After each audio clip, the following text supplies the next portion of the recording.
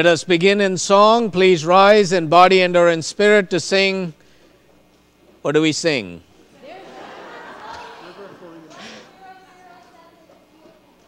There's a river flowing in my soul. God, I had a brain fart.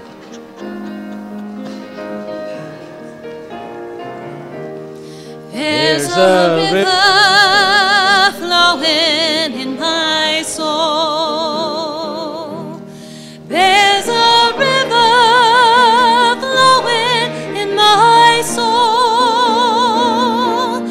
and it's telling me that I'm somebody. There's a river flowing in my soul. There's a river flowing in my heart. There's a river flowing in my heart, and it's telling me that I'm somebody. There's a river flowing in my heart. There's a river flowing in my soul. There's a river flowing in my mind, and it's telling me that I'm somebody. There's a river flowing in my mind. There's a river flowing.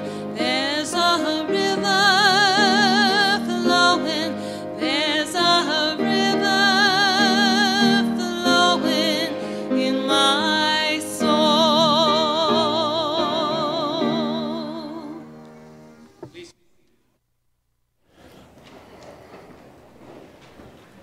Good morning. I'm the Reverend Abhi Janamanchi, one of the ministers serving Cedar Lane Unitarian Universalist Church, a liberal religious community where love works. Our mission is to explore the eternal, nurture community, and build a more just world. Together, we dare to practice and embody the beloved community where all souls are welcome and reconciled.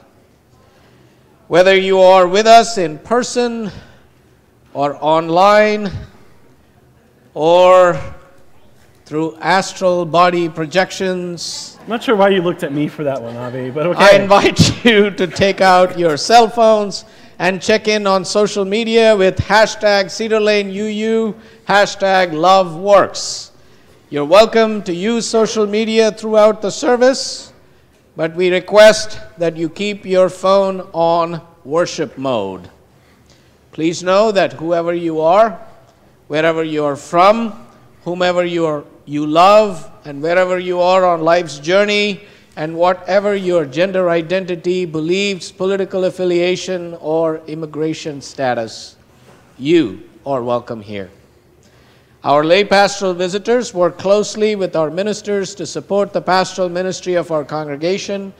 If you have a pastoral need or concern, Betsy Binks, our pastoral care coordinator, will be available by the Joys and Sorrows candles table after the service. Thank you, Betsy. And good morning. Good morning. My name is Tim Atkins, and I am proud to serve as your Director of Lifespan Religious Education. A special welcome to those joining us online, whether in the moment or catching up later. We're glad to have you with us. Now, if you're new to Cedar Lane, we have a small gift for you. Please raise your hand if you're comfortable doing so, and keep it raised for a moment so our ushers can find you. All right, we have some guests. Welcome. Welcome. Thank you for choosing to worship with us today. All are invited to stay after the service to enjoy coffee, donuts, and conversation. Visitors, members, and friends know that if you choose to use a yellow mug, our friendly Cedar Laners will greet you. Because at Cedar Lane, yellow means? Hello. Indeed. Now I'd like to draw your attention to the announcement page that's included as an insert in your order of celebration. If you take a moment to take it out and look at all the many wonderful things happening here this week and also in upcoming weeks. And here are a few highlights.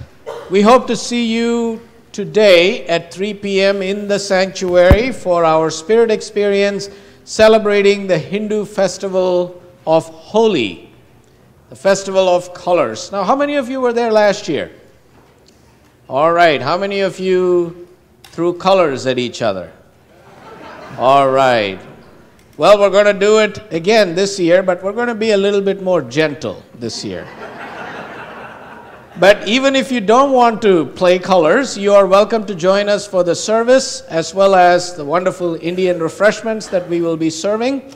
And you may observe the wonderful wild celebration that will happen after the program from the safe quarters of the lounge. So we hope to see many of you there. And Tim, are you ready? I'm a little intimidated, but we'll try. All right. We'll see. Look, he's going to be there. It's a big target. All right. So this Saturday, March 24th, is the March for Our Lives being led and organized by students from Parkland, Florida. It's a march to end gun violence and school shootings. A family-friendly Singing for Our Lives concert and community sing is being hosted by All Souls DC on Friday, March 23rd from 7 to 8 p.m. On Saturday, March 24th, UUs will be gathering at Indiana Avenue and 7th Street Northwest near the Archives Navy Memorial Metro Station on the green and yellow lines. The march is currently scheduled to begin at noon on Pennsylvania Avenue Northwest. I'll be going. I hope to see many Cedar Laners there. Indeed. And today we share the plate with the Refugee Support Ministry team that has been partnering with the Islamic Cultural Center of Potomac to support a local refugee family that moved from home Syria more than a year ago.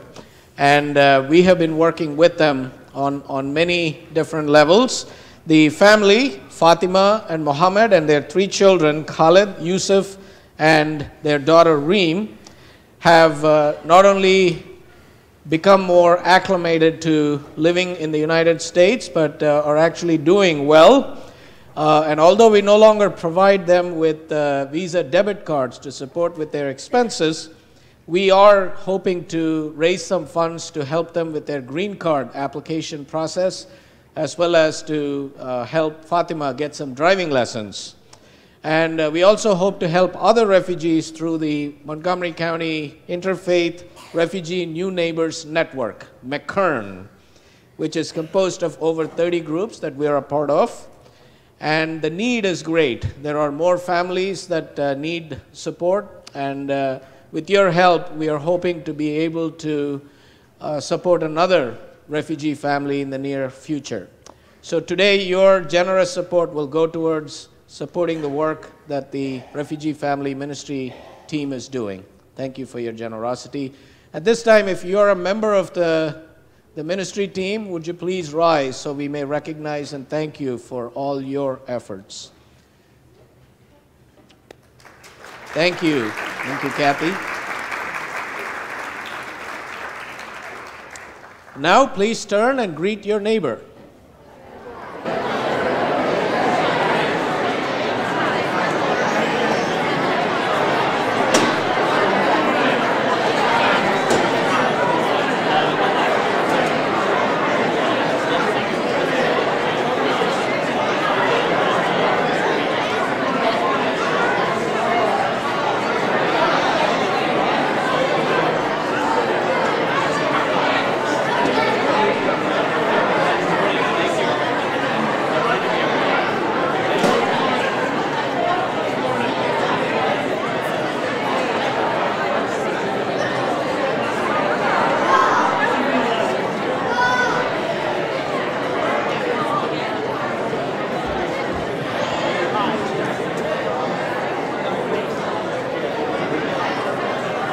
Let us center ourselves by taking a couple of deep breaths. Let's breathe together. Breathe in Hold it and breathe out through your mouth. Breathe in, breathe out. Let us worship.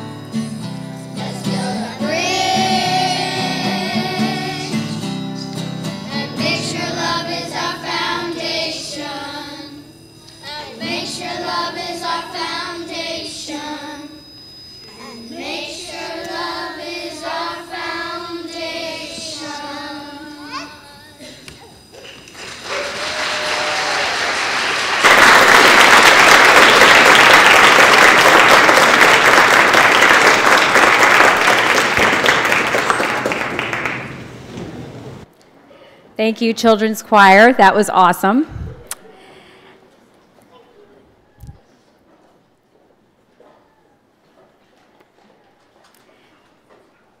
As Marilyn Hathaway kindles the chalice, symbol of our liberal religious faith and our gathered community, please rise in body and or in spirit to read responsively the italicized words in your order of celebration.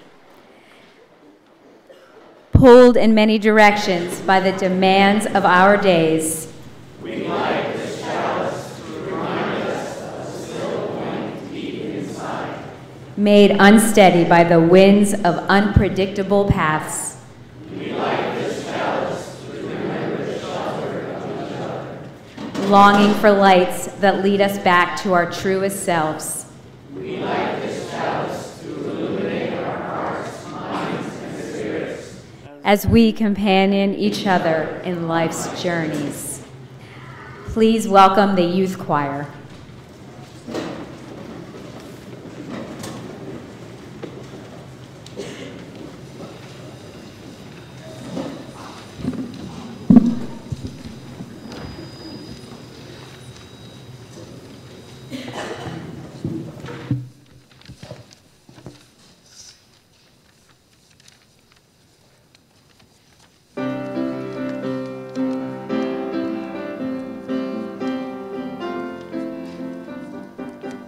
I speak peace to you, boundless peace to you. I speak peace to you today. And here's why I can, because of who I am. I speak peace to you today. I speak hope to you, boundless hope to you. I speak hope to you today. And here's why I can, because of who I am. I speak hope to you today.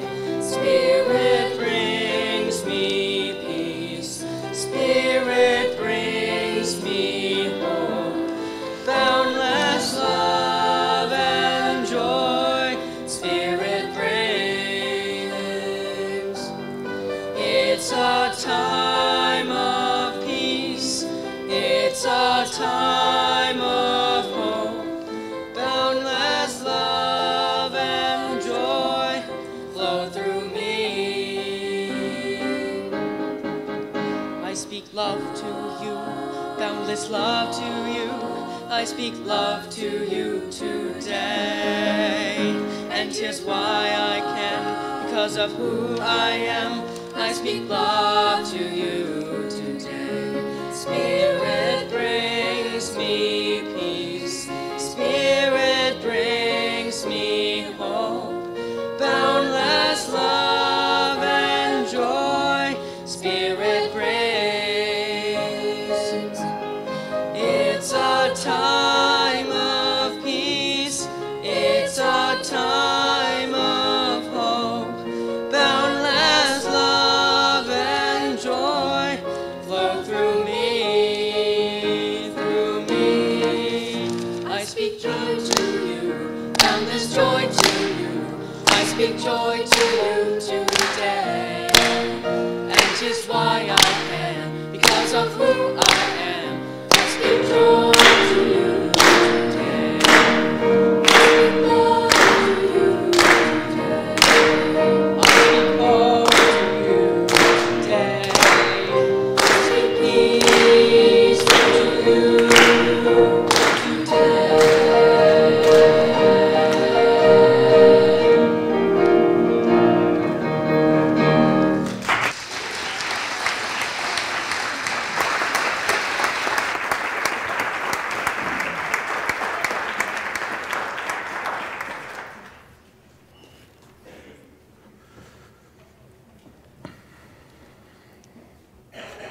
Our religious education teachers change lives.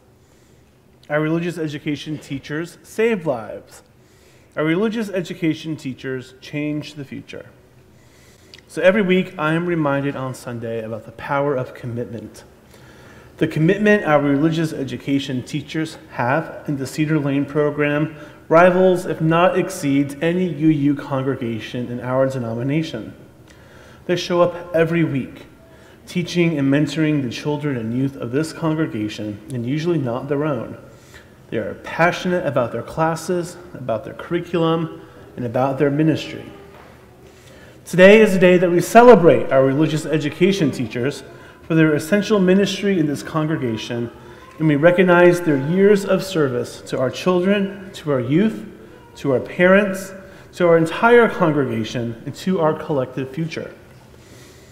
If your life has been touched by one of our religious education teachers at some point in the past year, either as a student, a parent, a friend, a fellow congregant, I invite you to rise in body or in spirit. Teachers among us, take a look around. These are just some of the people that you have changed this year. Thank you. Now everyone can be seated.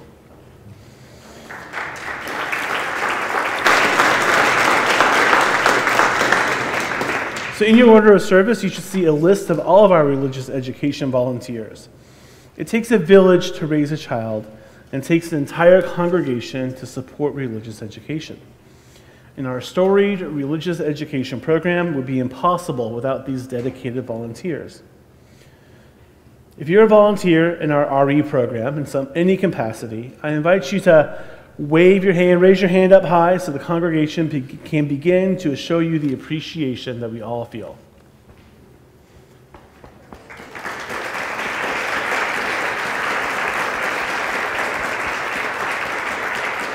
Thank you. So on May 11th, the RE program is going to have a special teacher appreciation event where we recognize all of our teachers and present our special gifts to recognize folks celebrating milestones of service. But we want to acknowledge some special teacher milestones as an entire congregation.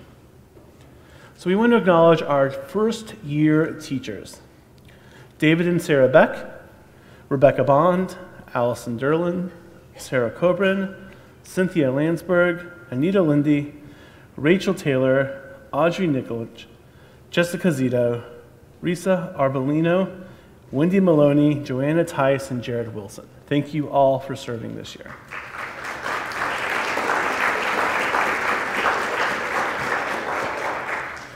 For our teachers who have completed 5 years of service, a special thank you to Mike Crow, Joel Greenbaum, Carla Kramer, and Meredith Vassell, who all 4 are part of our RE welcoming team downstairs.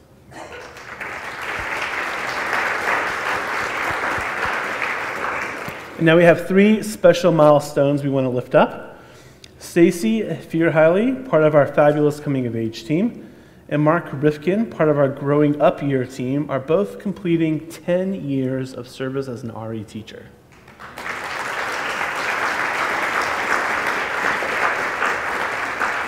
And finally, Amanda Garzon, who is our lead coming of age teacher, who grew up in this program and is committed to making this program the dream program for all children and youth. Our lead coming of age teacher is completing her 15th year of service. So thank you, Amanda.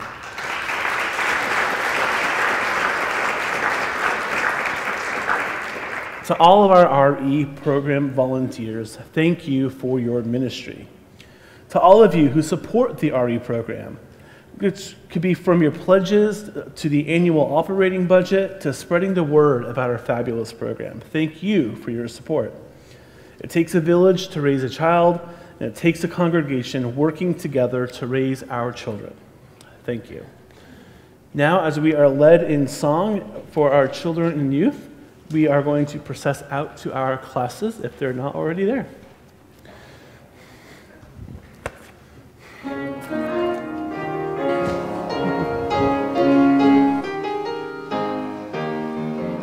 The peace of the Spirit will be with you now as you go forth from this space. Hold it in your heart. Love, knowledge, and hope to speak. Your teachers will guide. Use the wisdom that they share to make a better world.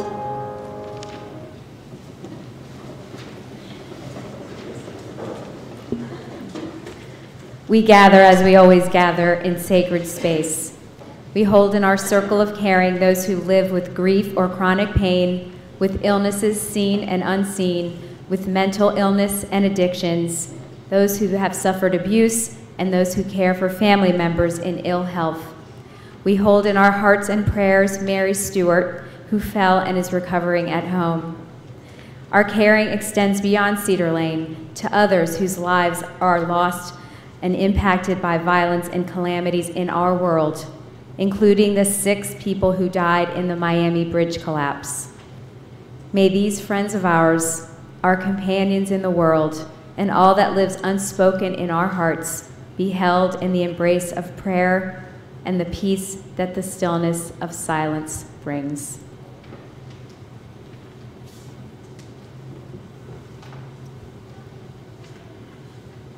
As we hold Mary Stewart in our thoughts and prayers and send healing wishes her way. And the 6 people who were killed in the bridge collapse. And the other joys and sorrows that we continue to hold in our hearts. Let us center ourselves for a time of reflection, prayer, meditation. By turning inward now, I invite us to find a comfortable, relaxed position. Sit up straight with your head level, your chin lowered. Lower your eyes or close them if you feel comfortable. Keep your back upright, but not too tight. Hands resting wherever they are comfortable. Let yourself relax. Relax any areas of tightness or tension in your body, your face. Let your shoulders slump. And as you go deeper within, begin to tune into your breath. Breathe in, breathe out. Breathe in, breathe out. Feel the natural flow of breath in and out, in and out. Your breath is like home. Whenever your mind wanders, bring your attention home to your breath. Find the peace of just being with the flow of the breath. Let go of yesterday and tomorrow. Let go of to-do lists and unfinished tasks. Try to be aware of what is happening right now as you breathe in and breathe out. Feel the restorative power of being in this moment, a peace large enough to open us to the anxieties and worries that follow us. Breathe in, breathe out. Cultivating inner peace and inner safety in this sanctuary of simple beauty and serenity. Feel peace enter and fill you completely. Feel love flow through you and from you. As you breathe in peace, breathe out love. Breathe in peace, breathe out love.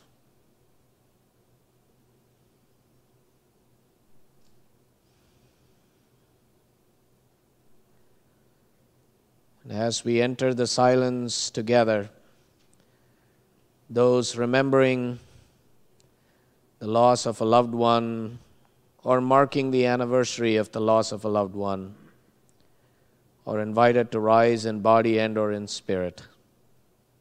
Let us enter the silence together.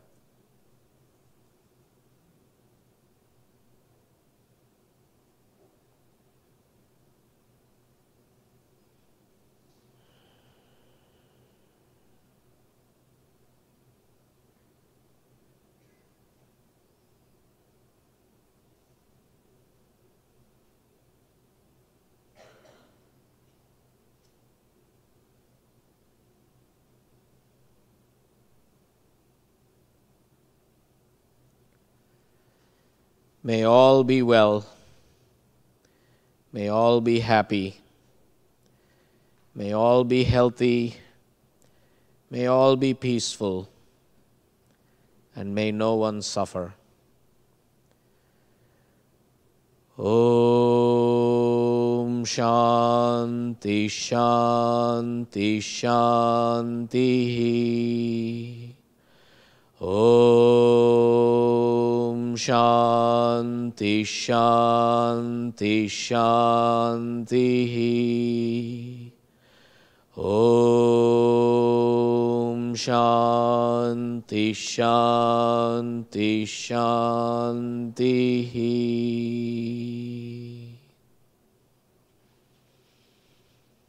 So may it be. Blessed be.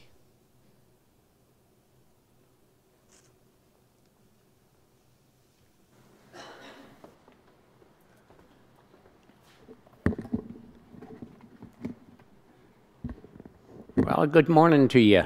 That was my attempt at impersonating David Devlin Foltz, who can do it much better than I can.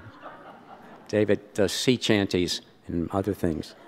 Happy post-Thanksgiving. Oh, thanks, St. Patrick's Day, I beg your pardon. But that too, right. My name is Bob Harrison, and I get my butterflies information. I want to thank you all for being here. I salute you all, whether you are new or a longtime member of Cedar Lane, and whether your spirit is aching right now or is soaring, whether you are here out of intellectual curiosity or looking for some place where you and your family fit in, whether you're young or on the way to becoming chronologically gifted,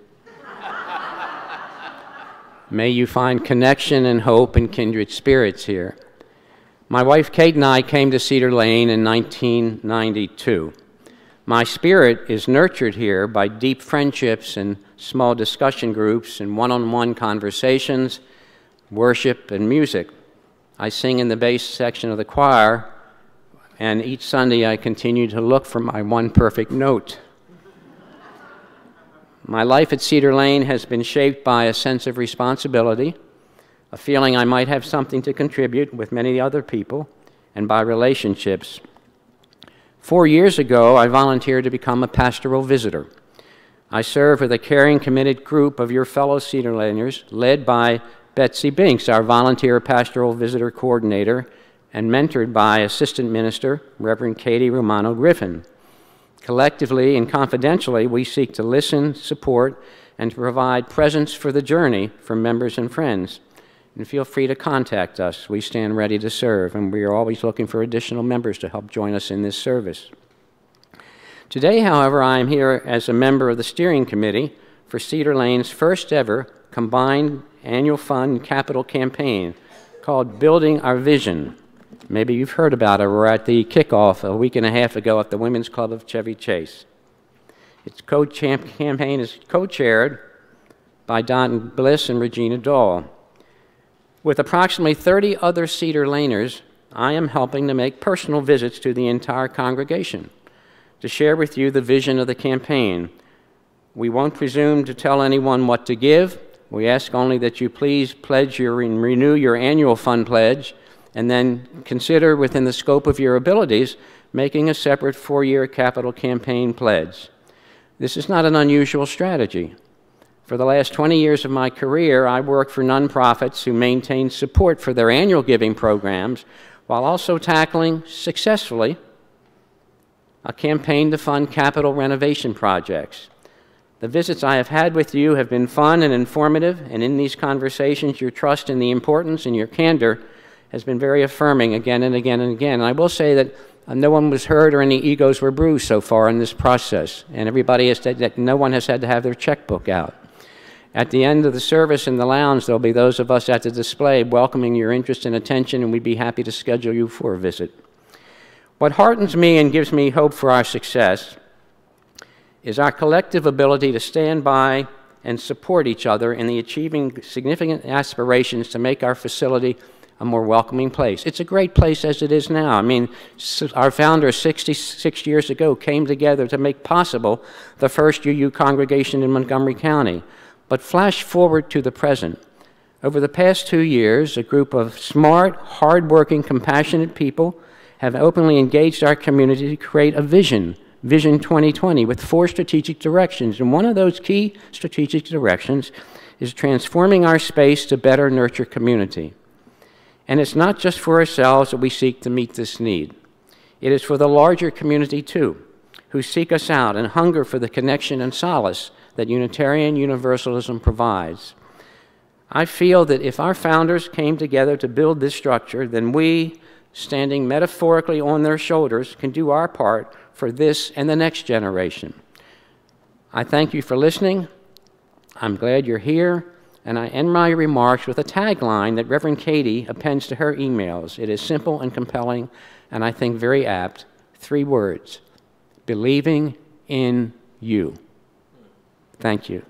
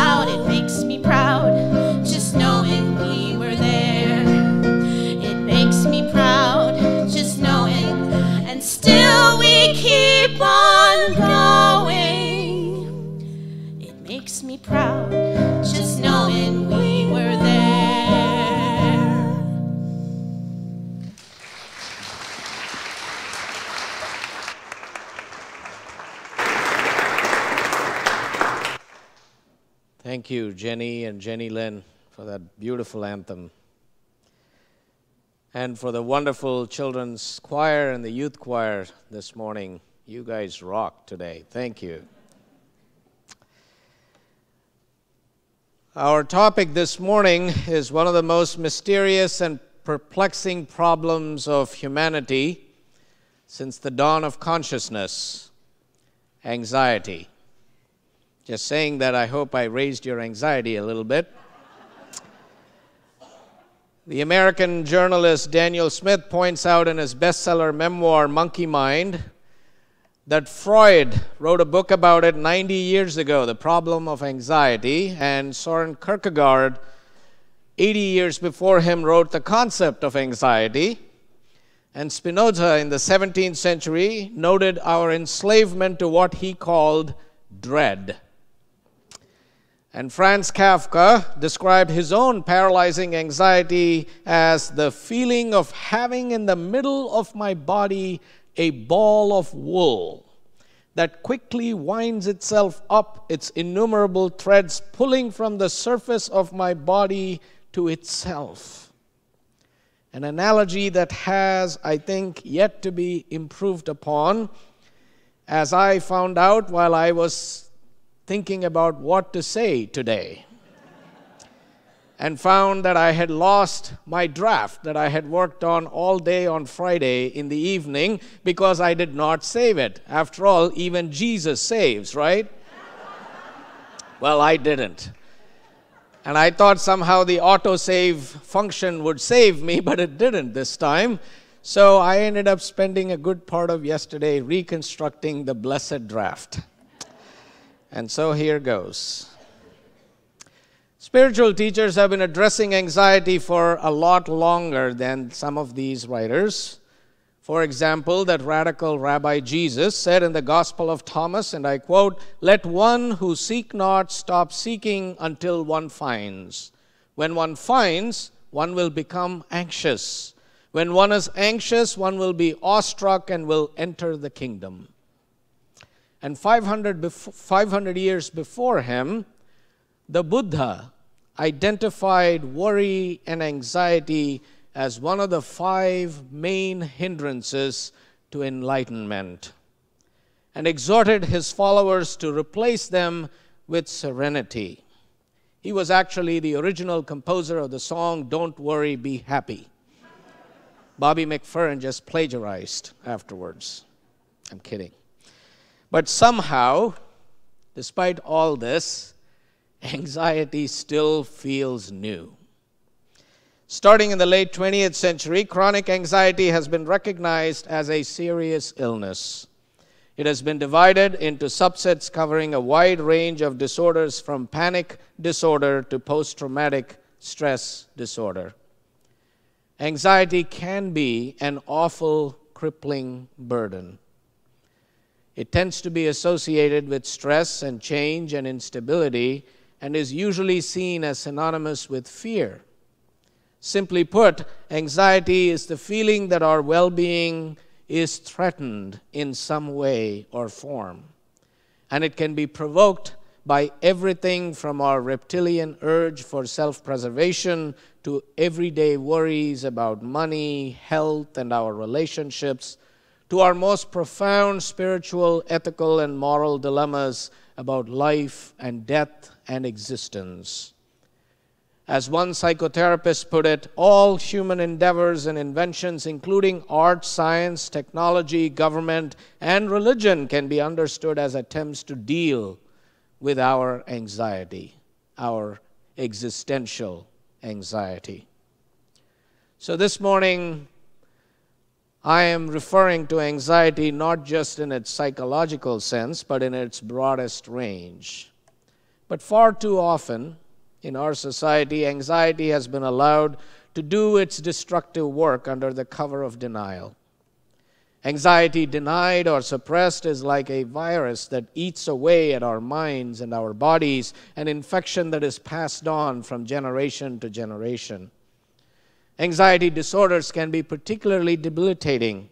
Their symptoms and the rituals involved in managing them causing those who suffer a great deal of shame and embarrassment.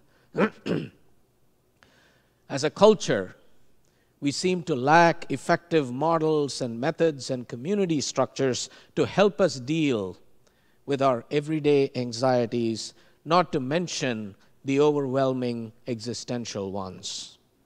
We seem to have become habituated to reacting to anxiety with self-destructive and dysfunctional behaviors that are being passed down from one generation to another. As a result, 1 out of 4 Americans, about 65 million people, have experienced the crippling effects of clinical anxiety symptoms. Many millions more suffer each day from the subclinical versions we call tension, worry, stress, low self-esteem, the blues, and the blahs. Now, those who have been tormented by anxiety know that it often feels like a phantom stalking the inner recesses of the mind. It is difficult to fight because anxiety changes its shape and appearance. Anxiety may first approach us like a concerned friend, but then can transform itself into a fierce fiend. Like many of you, I have long danced with anxiety, starting from birth, sometimes avoiding it, sometimes overcome by it, sometimes attracted to it, but always interacting with it. Earlier in my life and in my ministry, I used to subscribe to the perspective that anxiety is not good, it is bad, and having as little anxiety as possible is the goal. In fact, no anxiety would be perfect, is how I approached it. And so I went about cultivating and promoting, at least on the surface, being a non-anxious presence, which some of you have observed and complimented me on multiple occasions. Calming everything down. Om Shanti, Shanti, Shanti. Being the peacemaker. But what I've had to recognize, and in a hard way, and come to terms with, is that anxiety is a part of life. That everyone has a certain amount of anxiety in their lives, no matter who they are and where they are. Being non-anxious all of the time is impossible.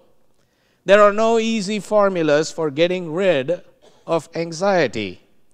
Anxiety is not only a reality we all live with, we need to have a healthy, necessary level of anxiety to function and to be productive and to be effective.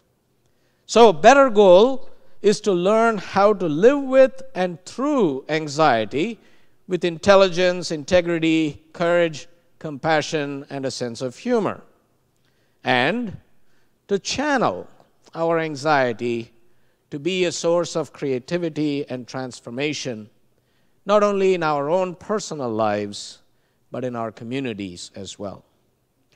So over the past few years, I've tried to become more conscious of my own anxiety, and I've tried at times to befriend it and to use it as a guide and a teacher.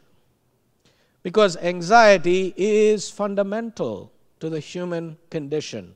If we are alive, we are anxious. It is normal and natural. By learning how to deal with it effectively, we can begin to liberate ourselves and society at large from some of the tragic consequences associated with the denial of anxiety, and we can begin to resolve some of our most vexing problems. All right, preacher, you say, this is all sounding well and good, but the important question is, how? How do we learn to live with anxiety? Maybe live with just enough anxiety. How do we befriend anxiety and use it to guide us? In this regard, I'm reminded of a minister who tried to engage an anxious parishioner and help their anxiety through prayer. So they sat down and prayed, and at the end of the prayer, the minister said to the parishioner, "Didn't that do some good?" The parishioner replied, Well, it may have done God some good, but me, I feel just about the same when we started. And, I'm reminded of that other wonderful blooper that appeared in some church newsletter about an upcoming sermon. Don't let worry and anxiety kill you. Let the church help. Have you heard that one? I even thought of making that my sermon title this morning. But I guess that would affect the capital campaign. Well, let me try to address some of these questions in practical terms. There are 5 principles which, taken together, might give us the ability to manage and maybe even master our anxiety.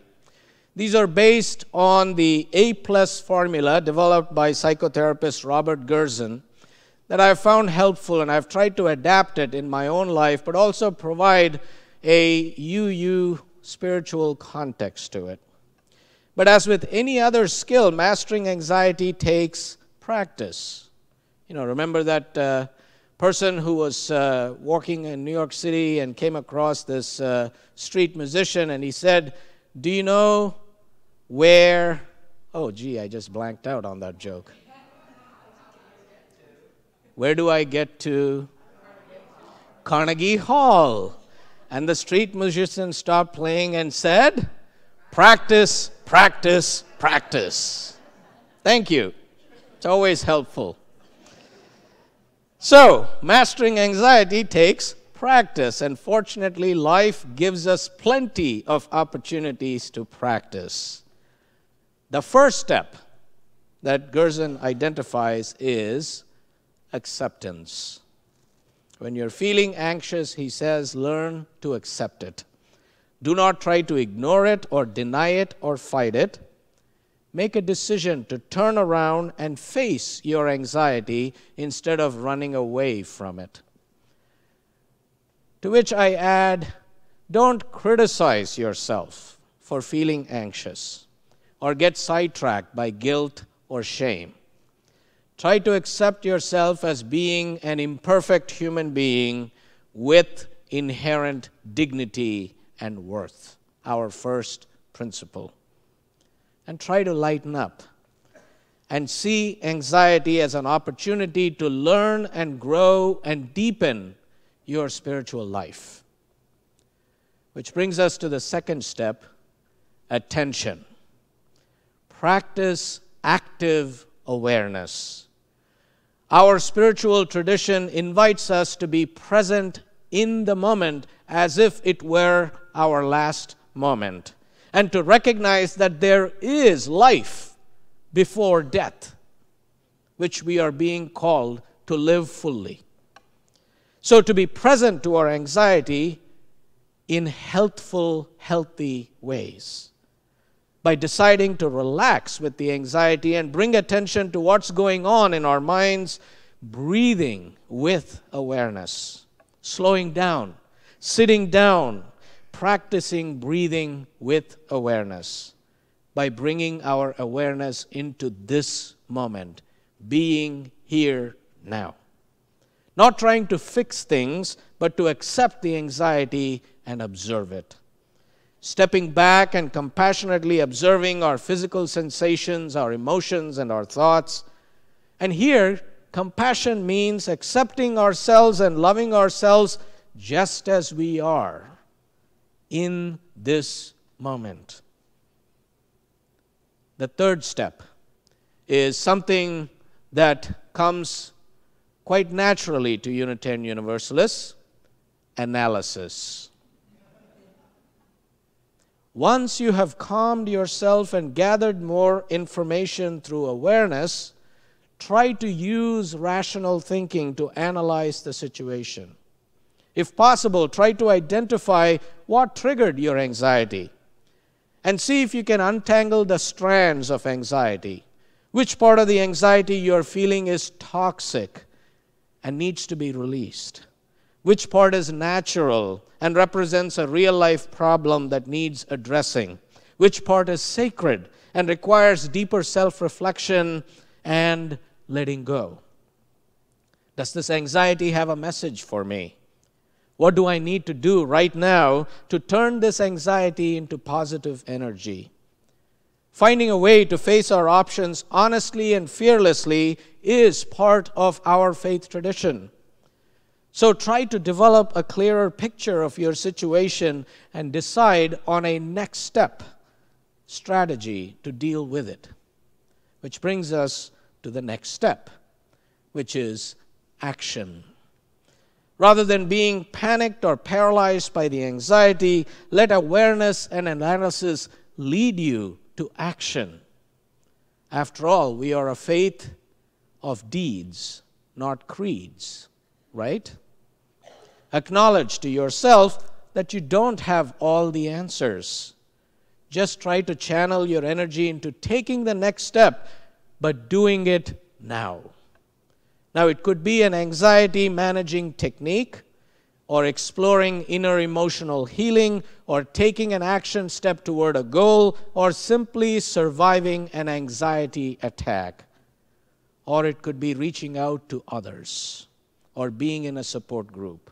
The key is in learning to use the energy of anxiety constructively, and by willing to let go of our limiting self-identity, expanding our sense of self to include the whole universe, and moving toward goodness and hope. More on this a little later. And the last step is appreciation. Giving ourselves credit for dealing with anxiety in a more creative way. If you can, thank your anxiety for leading you in the direction of growth. Try to deepen your capacity for unconditional love for yourself and others. Cultivate an attitude of gratitude. Because you see, anxiety operates with a scarcity mentality, whereas gratitude focuses on what we do have and can create. Those are the 5 steps. And I think these are pretty good steps and quite practical. And the more I've had recourse to them in my own life, the more I have come to see their value. Now, they may not banish anxiety, but they will cut down its power to thwart and impede us and paralyze us, and maybe even give us some relief, something of mastery. So, acceptance, attention, analysis, action, appreciation. Those 5 steps. But there is a 6th. To master anxiety, one must live for something bigger than oneself. Because as Buddhism teaches us, anxiety mainly comes from I, me, mine, myself. Me, my problems, my life, my job, my family, my ego, my reputation, my money, me, me, me. It is intricately related to self-centeredness. And one of the ways of dealing with anxiety is to lessen our self-centeredness and train our mind and heart to pay more attention to others than to ourselves alone. Now, this doesn't mean we ignore ourselves. We need to pay attention to ourselves in healthy ways. But we also need to learn to care for others impartially without thinking some are more important and others less worthy. And the more we can develop equanimity and an open, caring heart towards all, the more we will feel close to everyone else and the more we will be able to reach out to them. So we have to train ourselves intentionally in this broad attitude, expanding our care from the small group of people around us so that it gradually extends out to everyone, those we know and those we don't, and especially to those we don't like. And which is the role a religious community such as this plays, that you can practice serenity in isolation, but in order to find fulfillment, you need to do it with others. And when we do, says the Reverend A. Powell Davies, everything falls into its own place. We do not clutch at life so fiercely when we feel that the greater life has got its grip on us. We do not try to take it with us our way. We are ready to go with it its way. And between the mystery beyond us and the mystery within us, there is peace. End of quote. Anxiety is the shadow cast by human consciousness. Since it is a natural, even a sacred part of life, we need to learn how to become anxious about the right things in the right way, one that leads to serenity. While the individual dimension of serenity can be experienced in isolation, achieving serenity as a community, whether local, national, or global, is something we can only do together. This is crucial for personal growth and for the survival of humankind. So may we follow our anxiety and our bliss to discover the serenity of living the life we were called to live. May both love and anxiety stand ready to awaken us from our troubled dream of strife and separation and isolation, so that we may live in the glory of the present moment. May we respect the worth and dignity of every person, including ourselves. And may our truest and deeper inner voice guide us through the hard night. So may it be. Blessed be.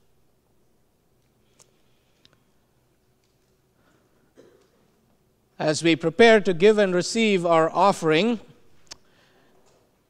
Rachel, Jasmine, you're up to something next Sunday. Yes, we are. What are you doing? Concert. You're doing a concert? Could we have the microphone so we can actually hear these ladies? Yeah. What kind of concert, Jasmine? It's a choir concert. Oh, which choir is singing? Suitland High School. And what's so special about Suitland High School? I graduated 10 years ago. Wow, all right. And what's your connection? I teach at Suitland. You teach at Suitland. Yeah. And are they good kids? They're good. They're very good. Are they very good? Yeah. Yeah? Okay. So you're inviting all of us to come and hear them next Sunday. Yeah, next Sunday. All right. So friends, we're going to have the Suitland Choir join us here for our concert series next Sunday. And it's a wonderful treat that I hope we will all be here to enjoy. At what time?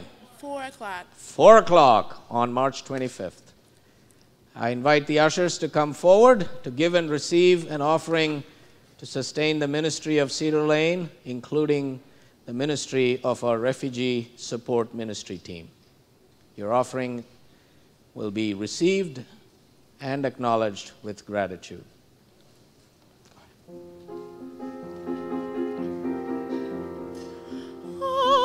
Till mil dolci ardor, bramato geto, bramato geto, l'architur respire,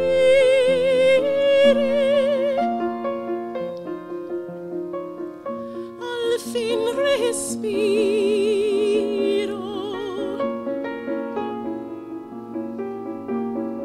al fin respiro.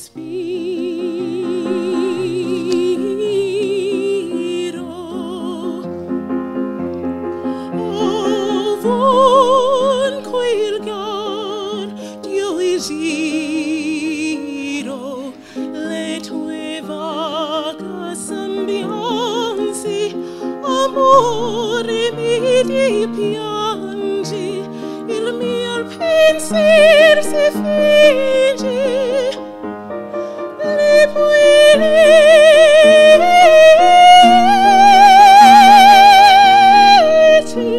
speranze,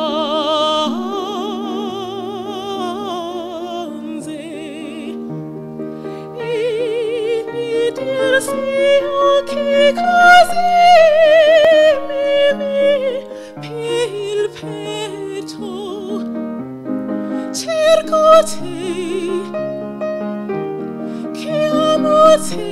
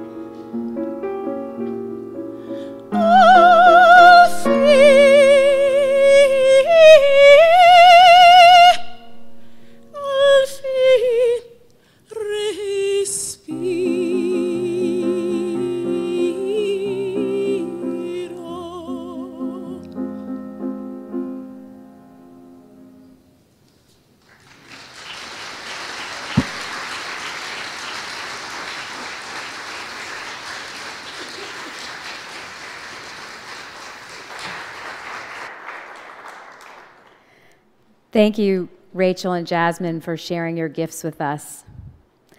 For the gifts that we have received and for gifts that we are, may we be grateful. May we be committed to using those gifts to bless this world, to increase love and justice, to embody beloved community, and to be grateful and glad for every blessing that comes our way. Please rise in body and or in spirit to sing hymn number 100, I've Got Peace Like a River, in the gray hymnal. I've got peace like a river, I've got peace like a river, I've got peace like a river in my soul. I've got peace like a river, I've got peace like a river, I've got peace like a river in my soul. I've got peace like a river, I've got peace like a river, I've got peace like a river in my soul. I've got joy like a fountain, I've got joy like a fountain, I've got joy like a fountain in my soul. I've got joy like a fountain, I've got joy like a fountain, I've got joy like a fountain in my soul. I've got love like an ocean, I've got love like an ocean, I've got love like an ocean in my soul. I've got love like an ocean, I've got love like an ocean, I've got love like an ocean in my soul. I've got pain like an arrow, I've got pain like an arrow, I've got pain like an arrow in my soul. I've got pain like an arrow, I've got pain like an arrow, I've got pain like an arrow in my soul. I've got tears like the raindrops, I've got tears like the raindrops, I've got tears like the raindrops in my soul. I've got tears like the raindrops, I've got tears like the raindrops, I've got tears like the raindrops in my soul. I've got strength like the mountain, I've got strength like the mountain, I've got strength like the mountain in my soul. I've got strength like the mountain, I've got strength like the mountain, I've got strength like the mountain in my soul. Please remain as you are for these closing words from the Irish poet John O'Donoghue, excerpted from his poem For the Traveler. A journey can become a sacred thing.